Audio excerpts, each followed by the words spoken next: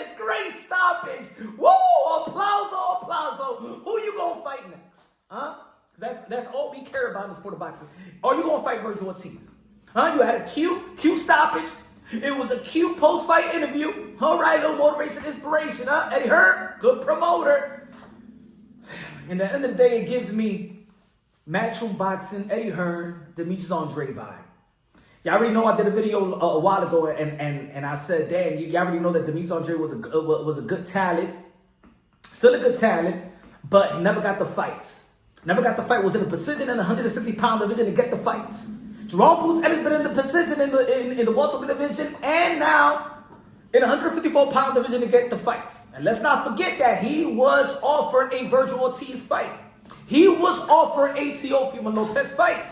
Names that should have been in his resume. All right? Jaron Boots Ennis versus Vergil Ortiz need to take place, but it also gives me this: is it gonna be like Keith Thurman and Earl Spence?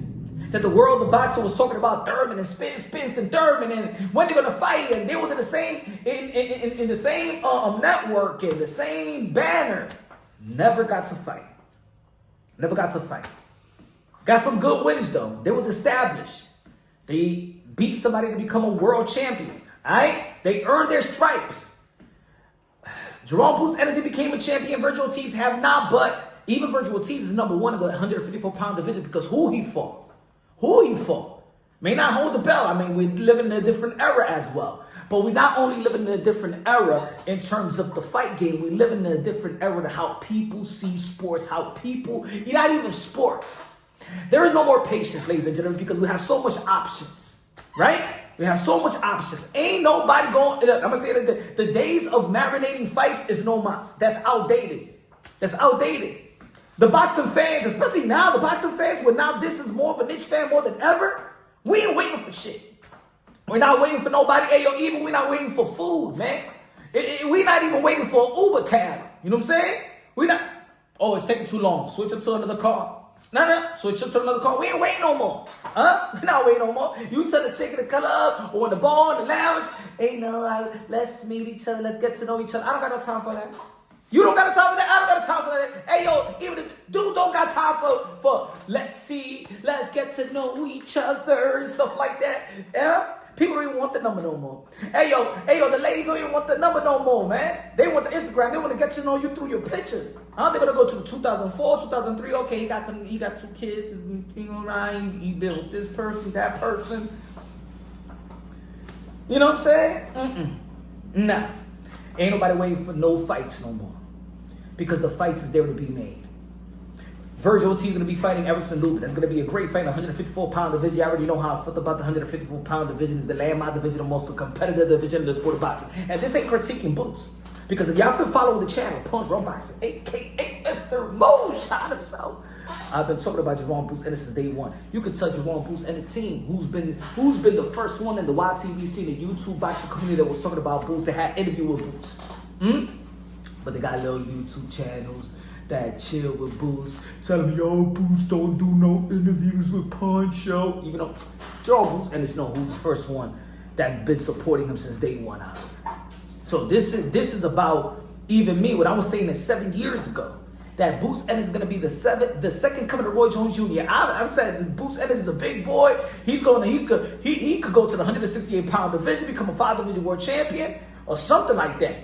I have that belief in Jaron Boots Ennis, and I know he has some hiccups with promotional issues, manager issues, and stuff like that. Rest in peace, Cameron Duncan. And that's what I was talking about. That the same situation that Demetrius Andre had early on in his career, right? But yo, Jaron Boots Ennis has already passed the eye test a long time ago. I don't think a lot of people did give him credit for the standing on this fight. He had a rematch, Karen. Rematch, Karen? Come on, man. Look, if you look at the resume, but Jaron Boots Ennis started his career in the same year, but started his career first than T.O. T.O. already is a 2-time lineal champion. Started his career first than Shakur Stevenson. Shakur Stevenson is a 3-division world champion, going to the 4th division to face Teofimo Lopez. Devin Haney is two divisions, fighting Brian Norman Jr., a guy that Boots Ennis was supposed to be fighting. Now there's a dilemma where Brian Norman Jr. ducked Boots, but then Boots don't get a pass because he ducked Vergil Ortiz. And ducked the guy like Teofimo Lopez. Those are two names. Imagine Boots and Teo would have been huge. Vergil and Boots would have been huge. People ain't waiting no more for marination fights. We don't got the time for it. Hey, yo, put it this way. Jaron Boots Ennis went from $15K, Wells Fargo's Arena, to like 7, 8, 9K yesterday. You know why? Because people already tired. People want to support Boots because of the talent is undeniable. You know what I'm saying? But it's time for the fights. At least we know that Vergil Ortiz is war ready. We know that